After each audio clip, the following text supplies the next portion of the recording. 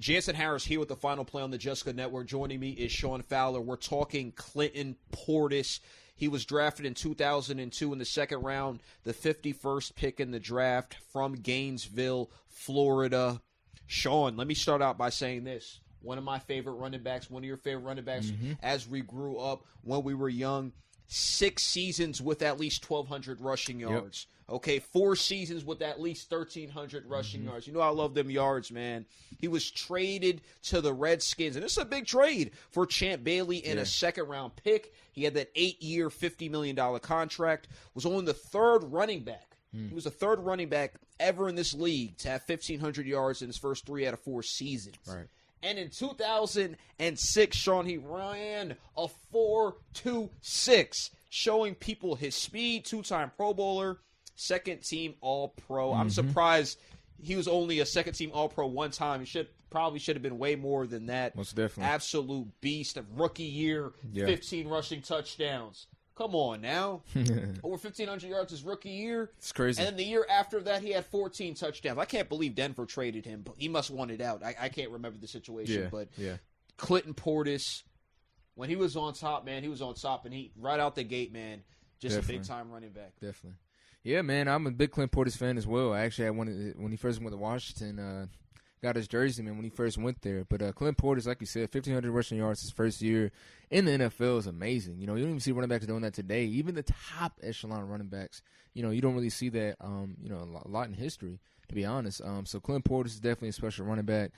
He only played 7 years. His career kind of ended based off of injuries and things like that, but he was definitely special in Denver. And like you said, it's kind of amazing that they end up trading him away. But see, the type of respect he deserves is they trade away for a guy in his prime, Champ Bailey, saying like we're going to trade our young running back for a guy in his prime, Champ Bailey, which is one of the best cornerbacks in Washington, also in Denver as well. So that just shows the respect that the league had for him. You know, and when he went to Washington, his first year there, you know, they went to the division round, lost against the Seattle Seahawks, and 2 years later, they lost against Seattle again in the wild card game. But, you know, he helped lead, the Washington Redskins at that time because of him. You know, he ran for 1,500 yards also, I believe, in 2005 or 2006. He ran 1,500, rushing yards, had about 12 touchdowns.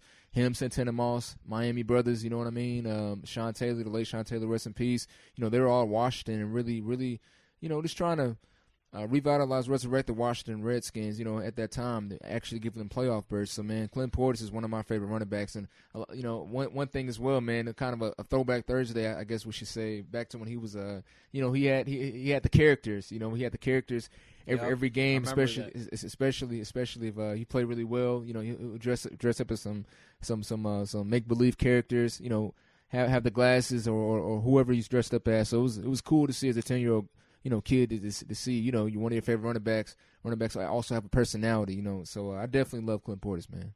Absolutely, Sean. And he ranks 27th of all time in rushing and ranked by many lists as a top 20 running back of all time. He retired in 2012, and he is now included into a group with Dante Culpepper, Cadillac Williams, and Art Monk in a civil suit against the NFL and head injury. So that kind of helped with that. He had over 10 concussions over his career, so that probably forced him into retirement. But at the end of the day, one of the all-time great running backs. I believe so as well.